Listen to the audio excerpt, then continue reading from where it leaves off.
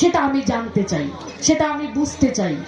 তা আমার আপনার কাছে আমি একটু জানতে চাই, তার কারণ আমার যিনি জন্মদাতা পিতা মরহুম আমির হোসেন মুহুরী, আমার বাবার নামও কিন্তু আমির হোসেন মুহুরী।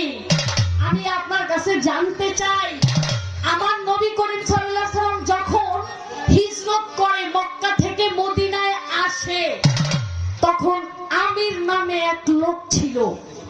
সেই লোককে যখন শত্রু আক্রমণ করে, তখন আমার আল্লাহ তাকে একটা কুদরতি ভাবে তাকে বাঁচিয়েছিল। সেই কুদরতি ভাবটা কি?